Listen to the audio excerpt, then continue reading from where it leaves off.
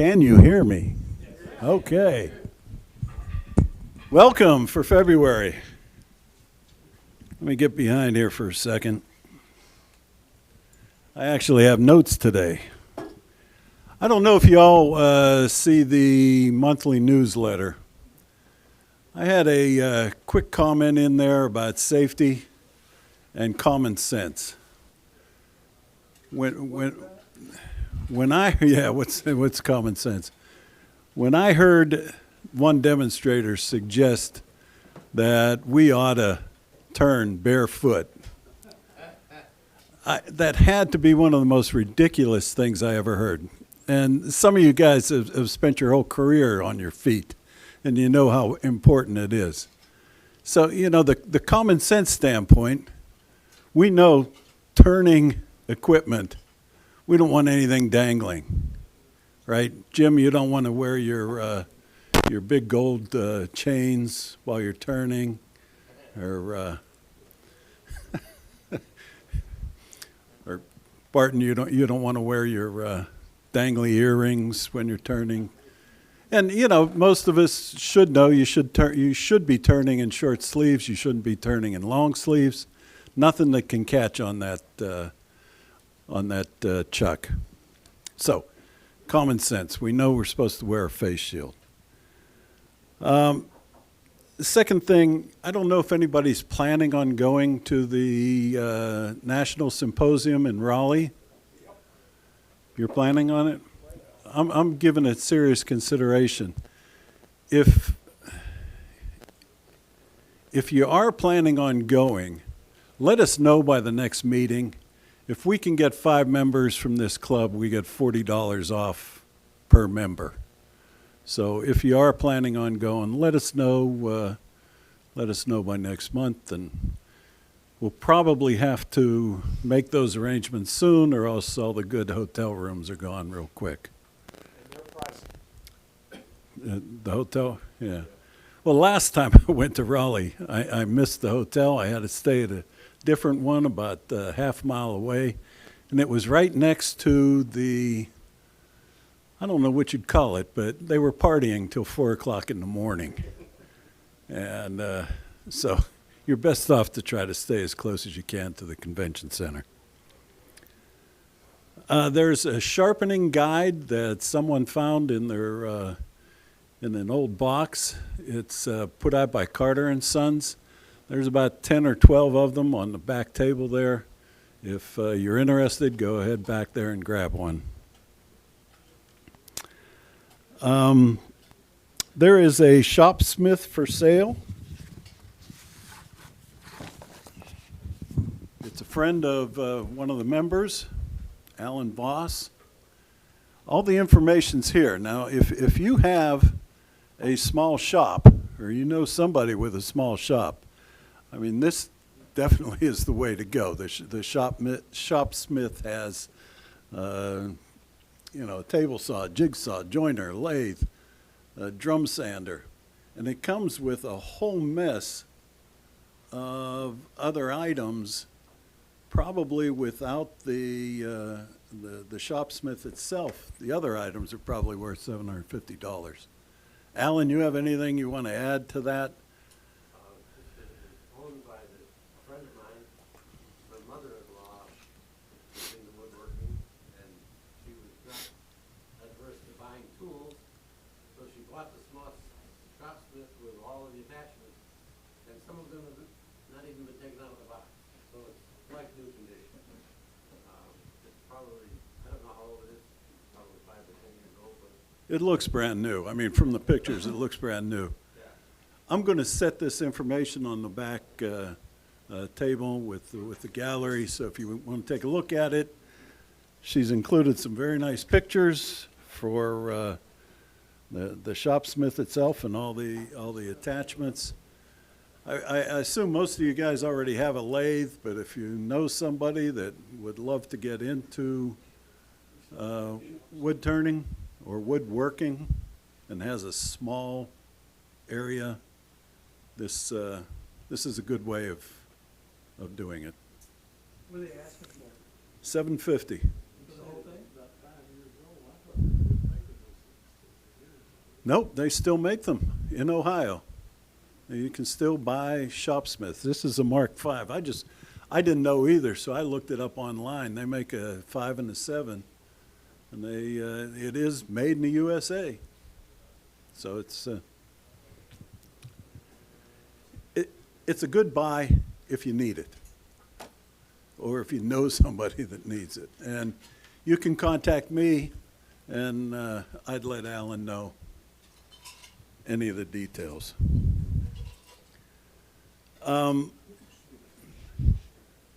Jeff Brockett, who's our secretary and handles the newsletter, he's always asking for information. So if you have a Turner, a good YouTube, something of that nature, let Jeff know. The email address for the club itself is on the website. It's in the newsletter. So if you have some good ideas, go ahead and put it down. Just send him the information. He can publish it. And I went to the Tennessee Association of Woodturners in Franklin, their symposium. There was a young lady there from Great Britain. Amazing. Emma Cook. They call her the Tiny Turner because she's about that tall. But she does an amazing job. She has the technique. She has the communication. She adds a little humor into it. If you get a chance, I would suggest visit her YouTubes. Emma Cook. I think it's either that or the Tiny Turner. Yeah, one or the other. Tiny Turners will pop up. Put it into, yeah, put a Tiny Turner into YouTube and she'll pop up. Yeah, it's entertaining plus educational, which I'm sure Tommy's going to do the same thing for us today. He's not that tiny, but next month the challenge is a weed pot. It's neither the weed nor the pot you're thinking of, but it's just a tiny vase that you can put weeds in. Thank you. One thing, camera safety. We have, and Alan has, a lot invested in these cameras. We've gone through 2 already? Yep. And I know during the intermission, people want to come up here, they want to talk to the demonstrator. Just please, please, please be aware of these cameras. They're not cheap. And I think Alan's reached into his pocket a couple times for replacements. So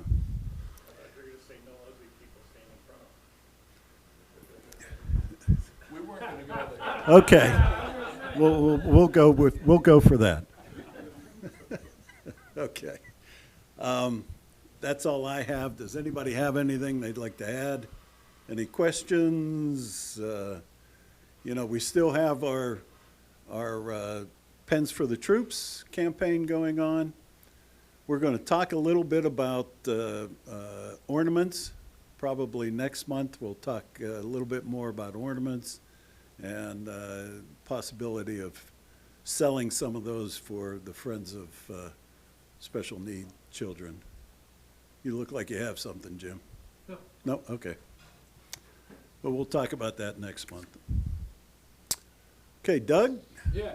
would you like to introduce our demonstrator? No, I don't need that. I'm just saying his name. Watch out for the camera, please. Oh. Let me get out of here then. All right, now give him the. Where is Tommy? Oh, our demonstrator. We're ready for you. They want you to use this. Okay. You gotta hold on to both. You gotta hold on to what? Okay. I'm talking to you. Okay. Tommy and I like Tommy because we've been going back and forth through the years. Yeah. But it's been a long time though. So I'm glad he came up to demo for us. So anyway, his, you tell them that about who the guy's coming Sure, from? I'll Yeah, tell yeah.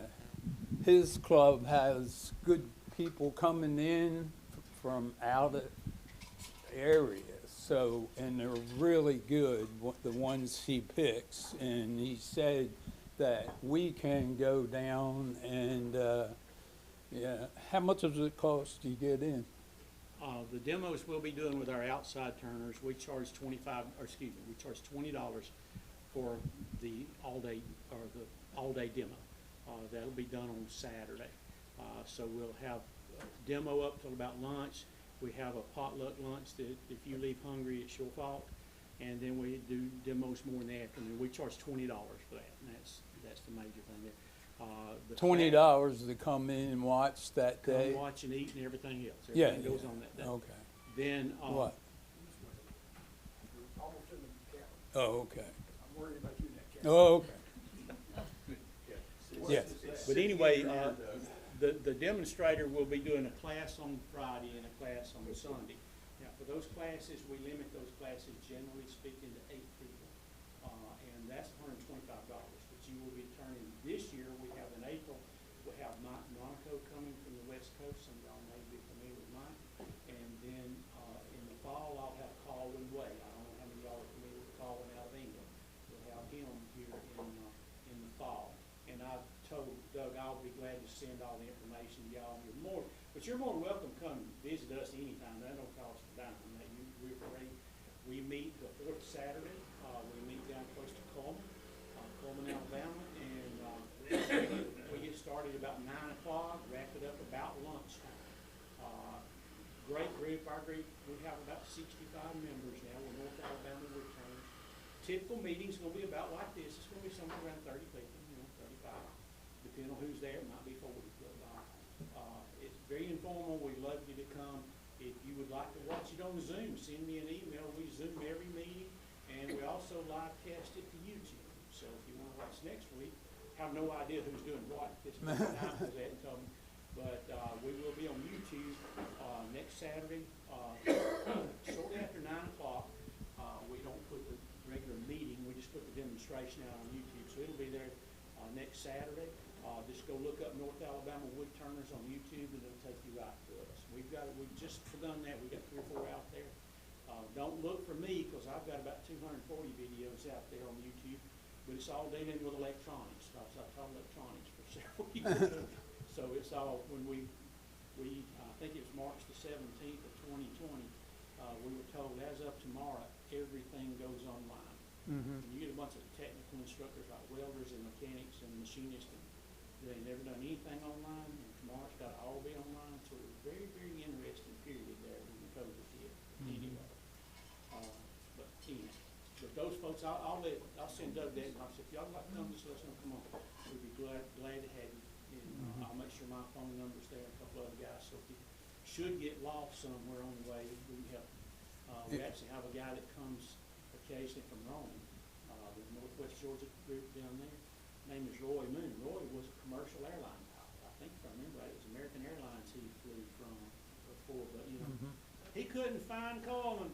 Because it wasn't on the charts. Well, I told him when he finally came in, about an hour late, and he came in with about 3 other people. I told him, this is Roy. He was a pilot. He was American Airlines. And I said, he can fly that thing 30,000 feet in the air in the dark and find it. And can't find Coleman with a GPS. So how long of a drive from here to there? I don't know, because I've never drove from Chattanooga to Coleman. Somebody can Google map it. It takes me about an hour and a half from, I live just north of the tower, and it took me just about dead on. Another hour and a half? I wouldn't think so, because I'm sure you can get there some way other than. Birmingham, not, No, it's not way north of Birmingham. north It of used to take me Birmingham? an hour and a half to get to Albertville. Well, you could probably get to Coleman shorter than that. Yeah. Coleman's over on, just off of, well, actually, I-65 runs right through Coleman. Oh, And okay, we're actually a few miles east of that. yeah, But okay. anyhow, be glad to have, and remember now, we're on Central Time. So you get a head start Slow. going, but you're gonna have to That's slow time, yeah, 127 miles. yeah. So Okay, a couple hours, probably. We'll make it worth your while. all right. You're supposed to put this on. I'm supposed to put this Yeah, so, hey, the guys he has coming, man, they are top. Yeah, ones, yeah, it's worth it, yeah. Can y'all hear me okay? And we can get together, yes. Thereabouts, yes, sir. Yes, sir. Yeah, it's saying 2 hours and 23 minutes. Okay. Be a long, y'all probably want to gang up 3 or 4 and go and stuff like that. Okay. First off, my name's Tommy Hartline. I have been turning kind of semi-seriously since about 2007, somewhere thereabouts. I am one of the founding members of North Alabama Woodturners. We actually started meeting, 4 of us did, and then it kind of grew from there. And in 2009, we actually became a member through an AAW chapter member is what I'm trying to say in 2009 with 9 people. And we're, like I said, we're at about 65 now. And over the years, we've had a few leave and a few come back, or new ones come in, that kind of thing. Me and this thing's having a fight here. There we go. I want to say this to start with. What I'm going to show you today is not the only way to do this. It may not be the best way to do this. This is how I do it, okay? If somebody tells you can't do it any other way, you probably need to go find somebody else to show you, because I haven't seen much of anything in wood turning so far that there's only one way to do it. There's multiple ways, multiple tools, and that kind of stuff. I'm a retired college instructor. I taught electronic engineering technology at Gaston State for almost 30 years, and 20 of those I was division chair supervising the entire technical division. So if you got a question, please raise your hand, holler at me if I don't see you, whatever. That does not bother me at all. Now, if you want to come look over my shoulder, that doesn't bother me at all. Now, Alan may yell at you about his cables down here, but Just walk around. but that does not bother me at all, okay? And so, like I said, if you got questions, please raise your hand. It's like I told my students, it's probably not that you don't understand, it's probably that I didn't say it right or something. So I don't mind at all interrupting me. That was, like I said, that's something that happened to me consistently all day, every day. And really, I like it because that shows at least you're interested and you want to learn something or you want to know something. And what we're going to try to do today is a little 3-leg stool like this. This is the first one I ever did. I did it a long time ago. I have 4 granddaughters, and I hadn't figured that one out yet because I had 4 little brothers, no sisters. I had 2 sons, no daughters, and all I've got is granddaughters. And they range in age from 20 down to 10. 3 of them are sisters. I have a 20 and a 19-year-old that are sisters. They're 11 months apart. And then they have a little sister that's 10. And then my youngest son has a solo. He's got a 16-year-old. But I had this stool when my oldest one, Dixie, when she was just a baby. And she's played with and sat on and, had tea parties and everything with this stool. All 4 of them have. And all 4 of them still claim that it's their stool. So when something happens to me, I don't know. Maybe there'll be a great-grandchild by then that can fuss with them. But it's not hard to make. It's pretty easy to make. It's the kind of stuff I like to make. If you look back there on the show and tell table, the little nativity's mine. I've got the little seed pot with the old muscadine stuff in it, and I've got some German smokers, and I've got some inside-out ornaments. I like to turn stuff where stuff fits together. Does that make sense? Where it takes more. I have turned hundreds of bowls, and bowl turning is great. I love to do it still. But I really like that where you got to put 2 or 3 or 4 things together.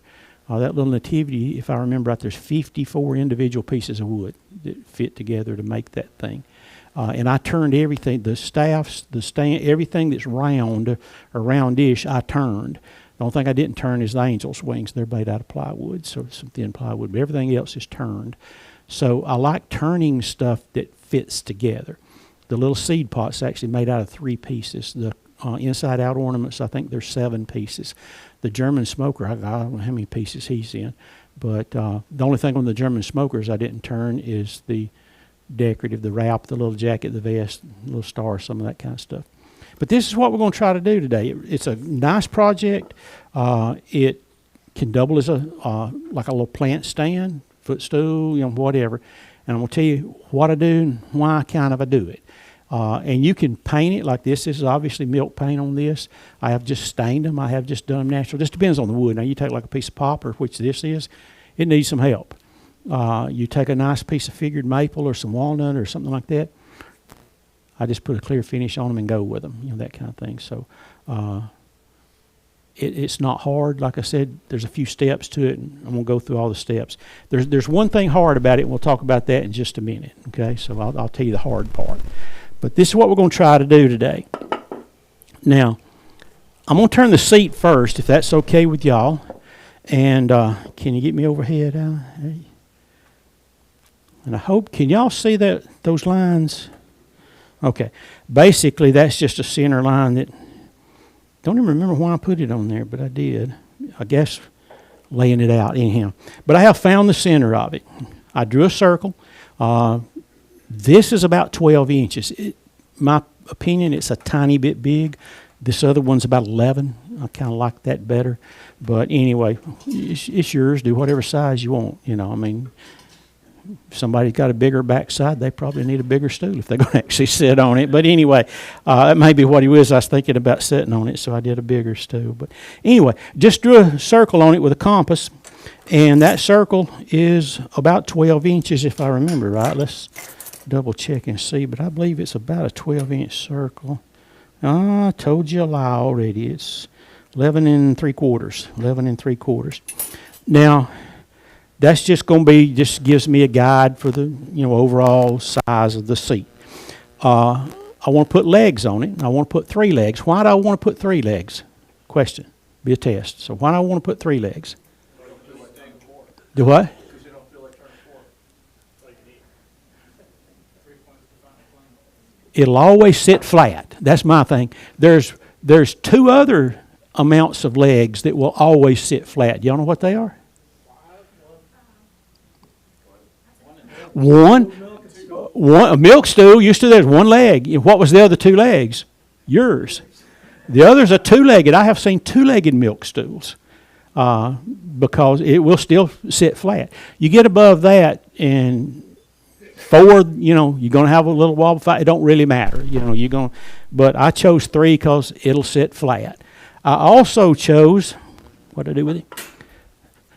To do like little round balls on the feet. The reason for that is it'll always sit there and you don't have to worry about them all being in the same plane. And so, just seems to work good. So, anyway, I've laid out my 12 inches. I want to come back in about 2 inches and draw another circle. So, if that's 6, I need to come back in, what about 4, somewhere thereabouts. And I want to draw me another circle. And that looks, we're going to go a tad more than that. I don't like, that's not quite enough. Well, let's see. Yeah, we're about right, so leave it alone, Tommy. Okay, just draw me another circle. So that's where my legs are going to go. Now the question is, where are my legs going to go? Because I've got to get 3 of them on there. Most of y'all probably know this trick. Do what? Yeah, if you want a protractor and all that, I'm too lazy to do that. Without moving my compass, I hadn't moved it at all. I can pick me a point, and I'm just going to pick that spot where I had that X. And I'm going to come across, and I'm going to step, and I'm going to step, and I'm going to step right around that circle. And you can divide that, not exact, but really, really, really close. I have 6 points on that circle now. Correct? Y'all ever done that? Those are approximately 60 degrees apart. So if I skip every other circle, so if I'm going to use this one, and then I'm going to come here and use this one, then I'm going to come here and use this one, those are about 120 degrees apart. Didn't have to do any measuring other than, just with my compass. They're not quite exactly that, but they're close enough for what we're doing, because pi is not exactly 3, is it? But it's close. It's close. Okay? So this is what I got to do. Now, one key thing here, make sure you keep that center point. Okay? I actually, when I marked it, I found the center. I took a little awl and punched me a hole there, and noticed my compass went right in it. So I like to keep that center point. Then again, I just step around without moving my compass. That gives me 6 points, which I only need 2, or 3 rather, but don't use those 3. I mean, leave one between each one of them. And that's where I'm going to drill my holes. Okay?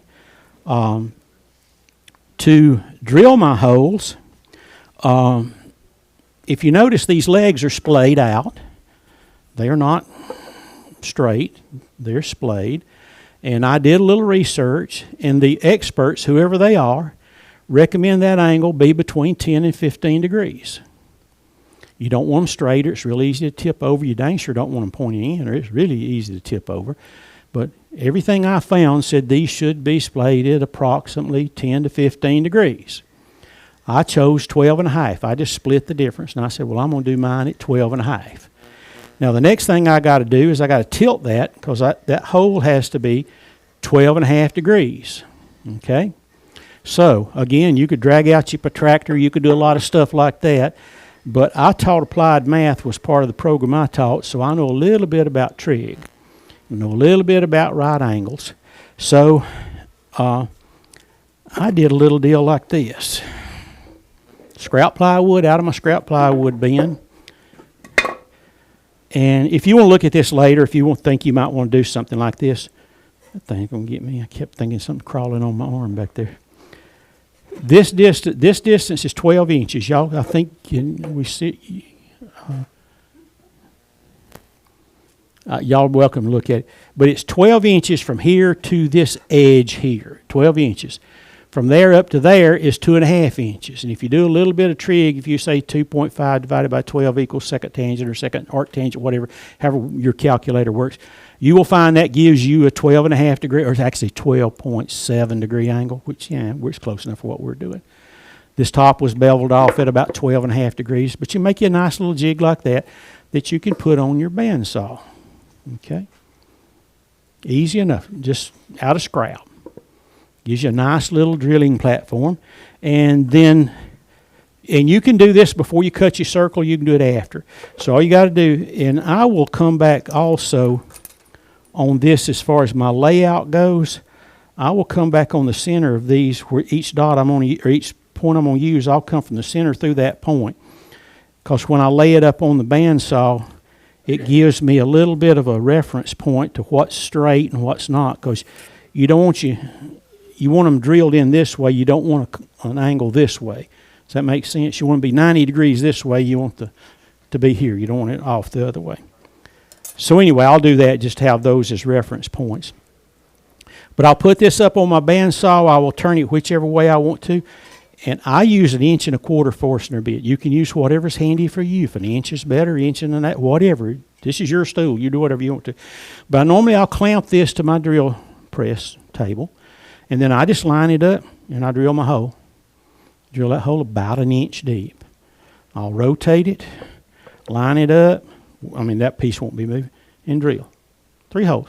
Be careful about your holes, or else, you'll wind up one of them 1 1/4 inches, so now you got your stool setting funky because you wasn't careful about your drilling. Okay.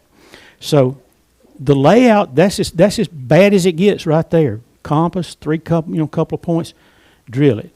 Okay. Now, if you've got a really nice drill press table, or table on your drill press, you might be able to tilt it. It's probably got a gauge, all that built in it, and you can do that. But this is a simple, easy little jig to build. I overdid it here, so I got a place to clamp, and so I can clamp it here.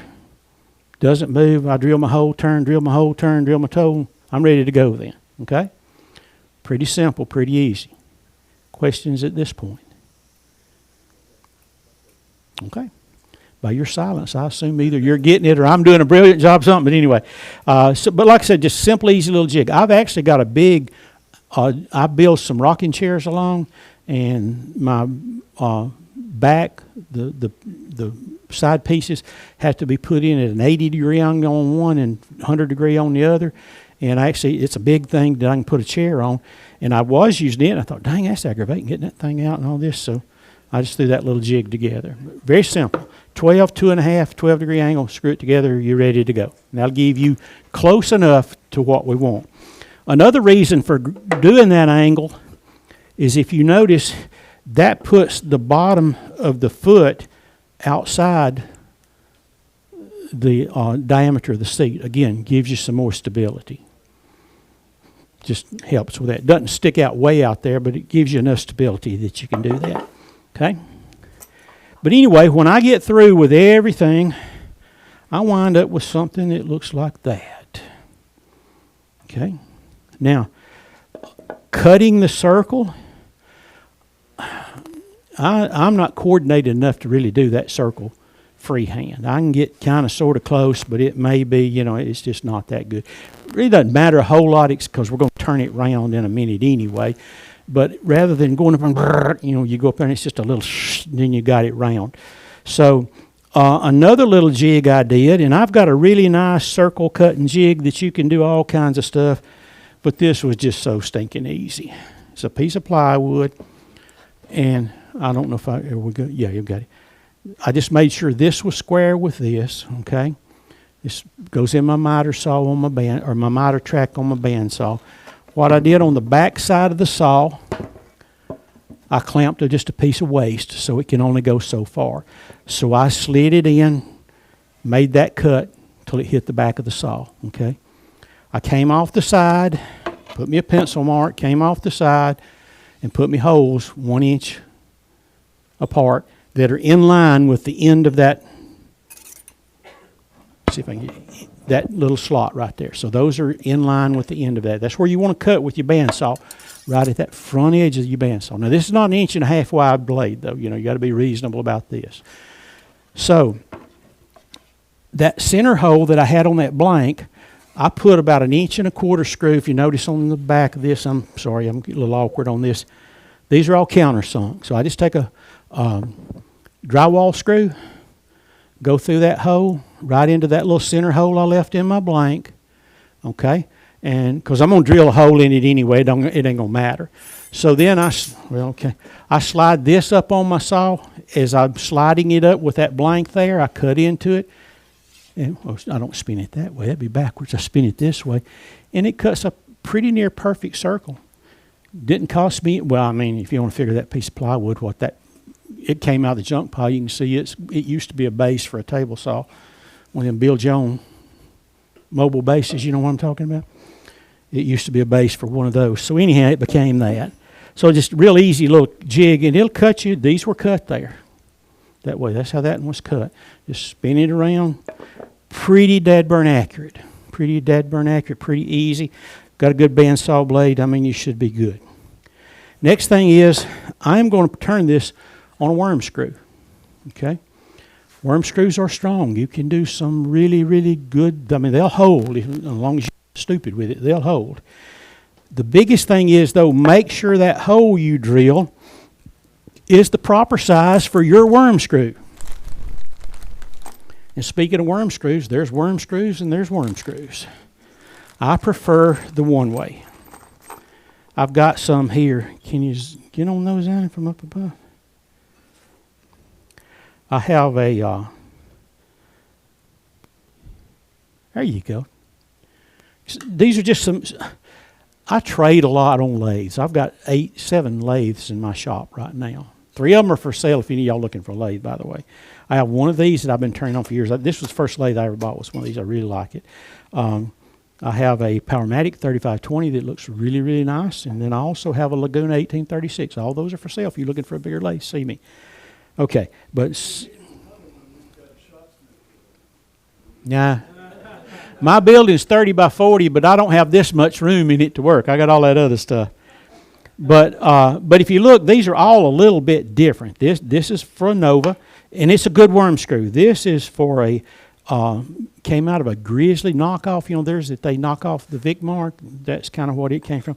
This is an older Nova, and this is the one-way. And if you notice, the one-way is just a little bigger, it's a little beefier, it has sharper threads, it has deeper threads, and that's just the one I prefer. Now, that will fit in your Nova chuck, or it'll fit in your Vicmark chuck, or it'll fit in whatever chuck you want, but it's a one-way, and that's what I prefer as far as the one-way, as far as the worm screw. But research and see what they tell you what size hole to drill. If you drill it too big, what? You are in bad shape. It ain't going to hold, or it's going to wind up, ain't going to work. Now, the one-way says to do a 3/8 hole. It doesn't say for dry wood, but a 3/8 for dry wood, and that's what I have here. If it's wet wood, I use like a 5/16. I use a little smaller screw or hole just because that gives me more holding power with the screw. Okay, that's me. Okay, so another thing is this is a one-way strong hole chuck with the one-way worm screw, and I put that's a piece of 1/4 inch plywood, and I put it on there. Now this is my thinking. This is my thinking.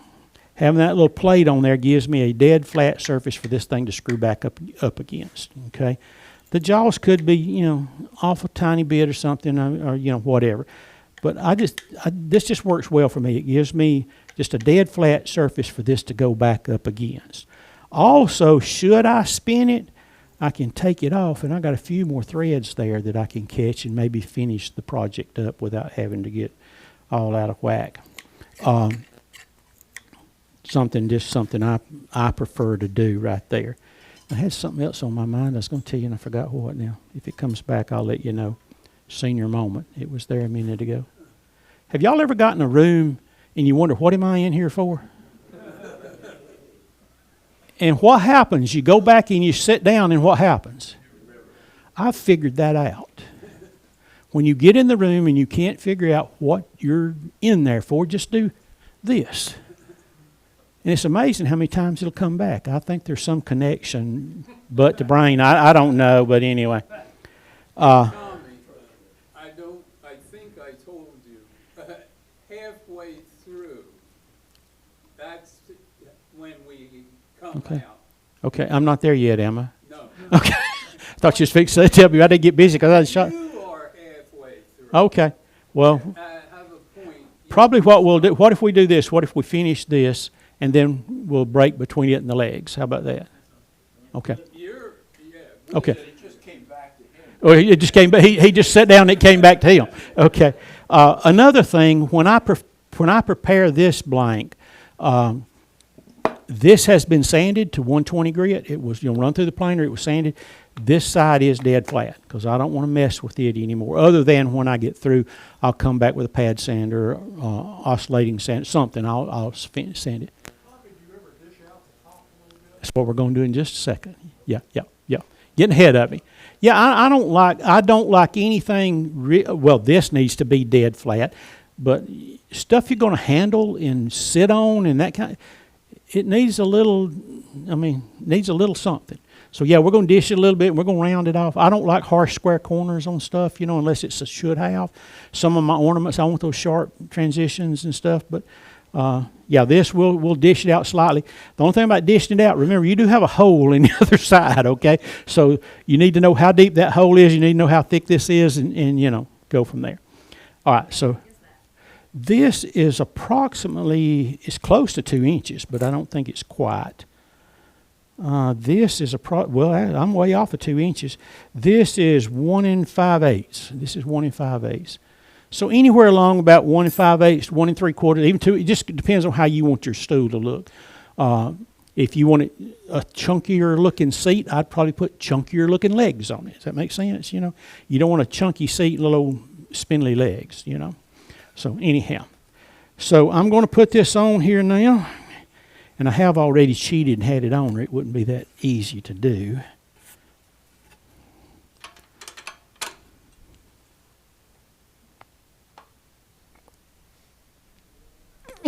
See, I told you it'll hold. Should turn pretty true, and it's a little off out here, but it should turn pretty true. Okay. Lay this out for us. Forget it. I toted around a face shield for a long time. I had 2 big bad scratches right there, and I used it for a long time. And the reason I used it for a long time is it was a safety thing I could always talk about. When I'd lay my lathe up there, yeah, you need to talk safety a minute here, you know. Because what happened there, I did something stupid. How many of y'all have done that in the shop? Not if you hadn't done it a single time, you're lying. Or you ain't been doing nothing out there. But anyway, I had a piece of cherry about not quite as big as a volleyball, but you know, about like half of that bowl blank. And I was working on it a little bit, and the next thing I knew, it was gone. My face shield was gone, and I'm staggering around, what in the world happened? And what I did, I put my live center into the bark. Dumb, you agree, that's a dumb mistake, wasn't it? I can tell you this much, I have never done it again. Never done it again. So if you, how many of y'all ever got to meet or talk with John Jordan? Do y'all remember him? Famous term. John told me one time, he said, life is way too short to turn crappy wood. He said, what he told me, what did he say to you? He used the real. Oh, yeah, he's a little more, Yes. but we got a mixed crowd here, so I can't talk like that. He always complained about being misquoted. Yeah, he did add he did, you know, take it a little more colorful. Yeah, colorful. There you go. But yeah, I mean, I got a chance one time. I bought one of these lathes in Vicksburg, Mississippi. Had this same mobility thing, and it was in perfect condition. And I got it for a steal, y'all. I mean, I got it for like $700, and it was just brand new. But when I pulled up in the yard, there's a pile of old firewood that was just rotted down out there. It wasn't even cut into firewood, just old oak and stuff over there. He had a set of Harbor Freight tools that looked like he had tried to sharpen them with a brick. And he said, I'm just not having any fun doing this. I'm just going to get rid of it. So I bought it. And I thought, my gosh, you're turning the sorriest wood you can find with sorry tools that ain't even sharp. So no wonder, you know, you're not having any fun. And I didn't tell him that. I just took the lathe and went. But yeah, I mean, you know, a lot of people have been hurt trying to turn junky wood. But be careful if you don't think you need to do it, or if you got any doubts, just don't do it, or give it some real thought first. Always wear your face protection. I turn almost exclusively with a shield. I just about won't even use, you know, like even small stuff. I won't turn with just safety glasses most of the time. I still use a shield. It's got the point. That's just what I do. But anyway, so we're going to be safe, wear your protection, kind of like what they told you when you was a teenager, you know. Some of y'all got that and some of you didn't. So anyway, whether you wear a smock or not, it's up to you. I like to keep a lot of that stuff out of my clothes as much as I can if I can find the sleeve in this. And so let's see if we can get started here. If my wife sees I've tore that, she's going to love that.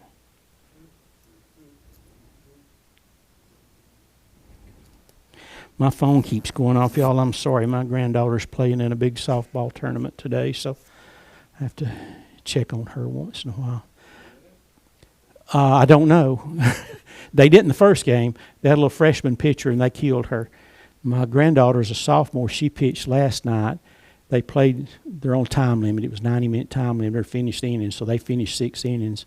And my granddaughter struck out 15 in 6 innings. So she, the other 3 outs were 1 ground out and 2 pop-ups. So she's pretty good young lady. So we are going to first. I'm going to see if I can get this round. We'll get a little shape. We'll dish it, and I'm not going to sand it. Okay, I didn't figure y'all want to go home gagging from all of that. So I am going to, I think I'm a little bit low there. There we go. We'll speed all the way down. Step out of the line of fire. Y'all are some brave folks there on that front row.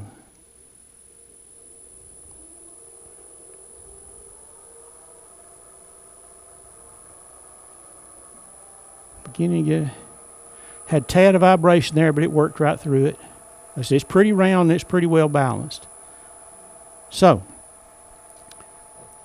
Question for y'all. What do I need to work on the outside? What tool do I need to sharpen or to round this with? Roughing gouge? I wouldn't use a roughing gouge. Boy, you can get in all kind of trouble with that on something like this. We use bowl gouge. Carbide tools are okay. I don't use a lot of carbide. I feel like they've got their place. But generally speaking, with a nice sharp gouge, I can make a much superior cut than you can with a lot of the carbide. If you really know how to use the carbide and make sure it cuts, no, you can do good.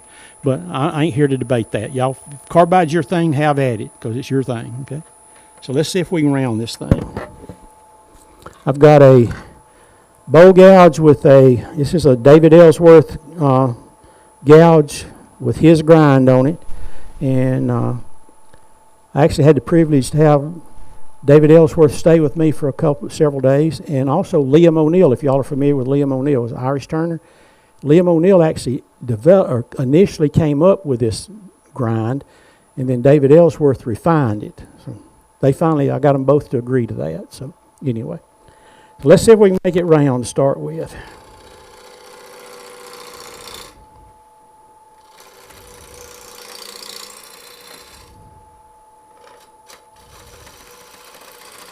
If you notice, I'm cutting from the back side towards the front side. I don't want to fuzz this side up. Don't care about that side because I'm going to do something. Well, I'm actually going to do something with both of them in a minute.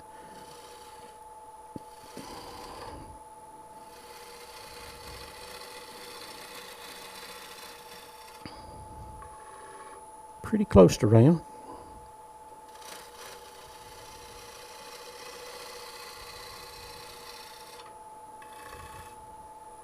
I think that got us. Let's double check and see. I think we're round. This way. Now I want to round it. I want to put a little shape out here, and then we'll put Charles's dish in here a little bit. Okay, so let's see if we can round it out a little bit. Making a curve like that, I like to kind of have a reference of about the center. Helps, well, if I can hold still. Well, that's close enough. I can say it's about centered. So about half my curve this way, about half my curve that way. Just gives me a nice little reference point. Okay? So I'm going to work on this side first, and I'm just going to come in here. I'm going to try to round that off a little bit.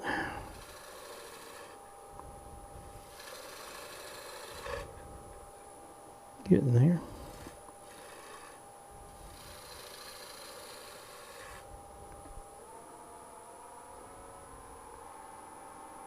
In case anybody's wondering, I'm at about 1100 RPM right there.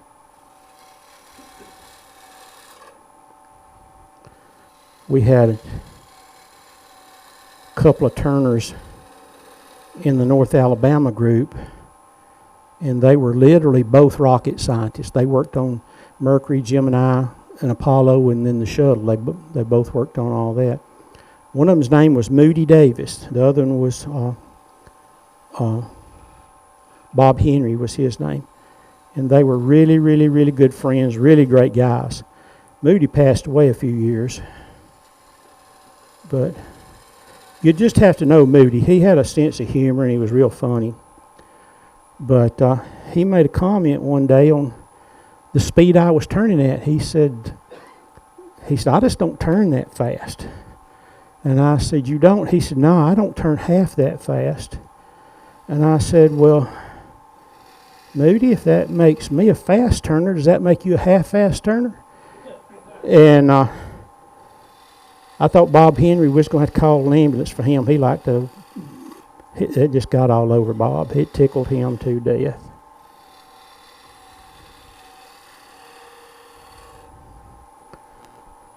That was slick.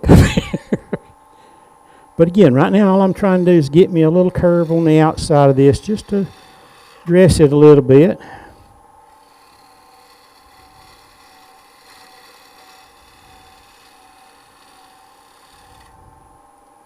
And I'm getting close. I need to take a little tad more off back here.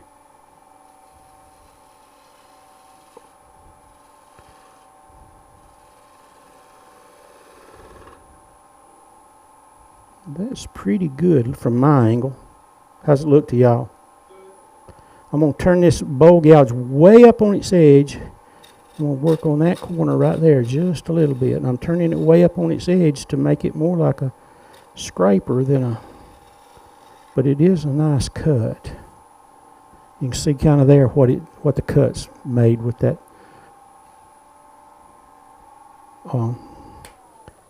that Ellsworth or Irish grind, whatever you want to call it. Okay, I'm happy with that. I'm okay with that.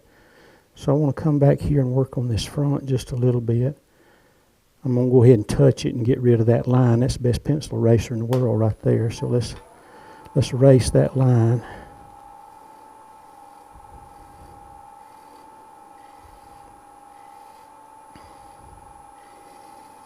Okay.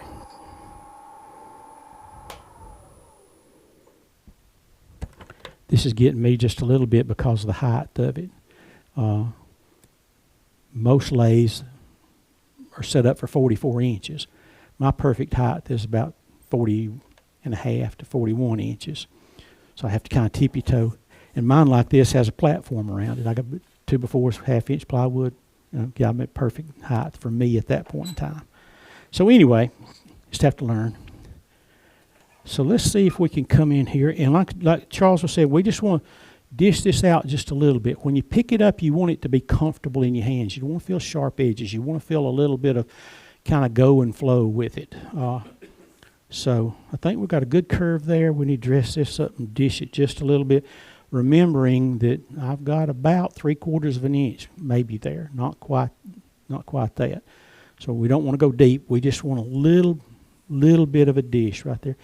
Do y'all, I meant to ask earlier, do y'all do a Christmas dinner or something? Do you do a raffle or anything during that, or auction or anything? Okay. I will get this finished when we get it done. I'll get it finished in a few days or something, and I'll get it back up to y'all for the auction, okay? If you want it. Okay. We do that, and it's a big fundraiser for us. I mean, we do it. It works out great for us. Okay.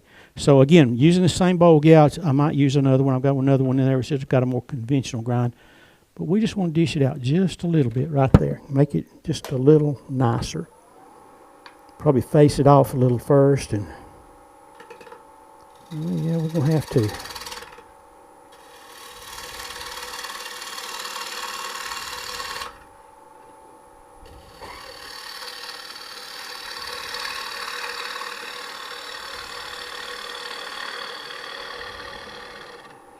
Tad bit high.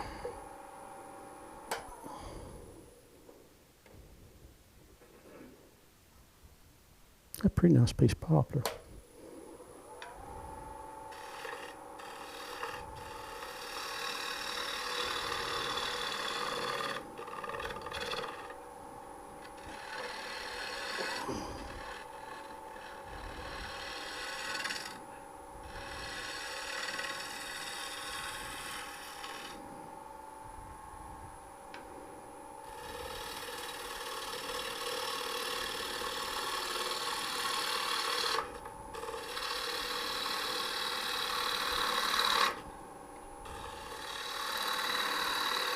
Beginning to go a little deeper as I get towards the middle, putting a little bit of dish in there, or scoop, whatever you want to call it.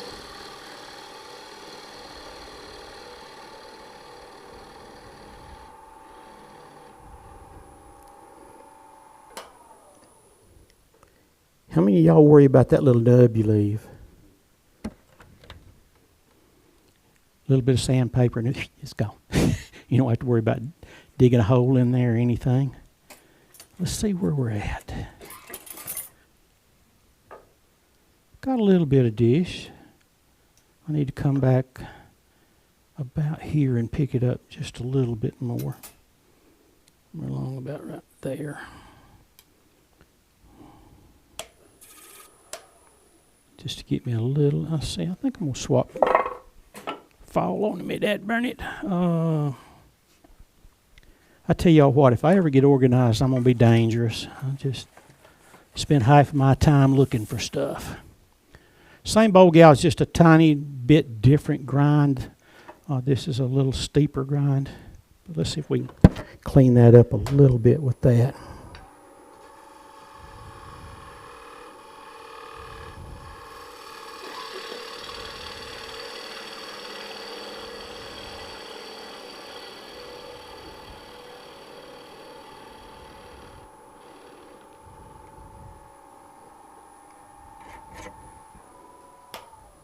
pushing on the wrong knob. Can y'all see that amount of dishes? Do you have it? Not quite getting it, is it? Take my word for it. There's approximately a 1/4 inch difference between here and here. That way. Okay. So let's come back and let's soften this corner. And like I said, that little bit of a nub right there, when I sand it, I'll power sand this. Or if you wanted to use at this point in time, a lot of people, if you want to take a negative rake scraper and come across any, there's a little bit of a imperfection right there. It's not much. But like I said, negative rake scraper, you take that right out, whatever you want to do there. You okay? I ain't touched it. It was Doug. Oh, you'll see if it'll work there.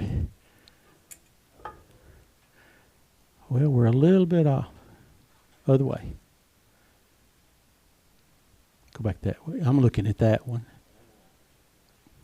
Oh, you gonna do it with the magic button over there? Hopefully. Okay. Yeah. There you go. Yeah. You can see the difference. Yeah, my little granddaughter one time came up with this little magic wand. I don't know where she got it. And she told me, she came in and says, Tom, I'm going to abracadabra you. And I said, you are? And she says, yeah. She says, abracadabra. Boom! Hit me right in the dang forehead with it, like knocked me out. Abracadabra. Boom! How many of y'all got children, grandchildren? Pretty much everybody? Any great-grandchildren? I don't have any of them yet, so looking forward to that. Maybe I'll get me a boy in that deal. But raising kids has been an experience, I tell you what. I'm going to use this scraping action again here. I'm going to move that back. Y'all don't yell at me. I'm going to move that just that much. But raising kids has been an adventure. It's been a lot of fun.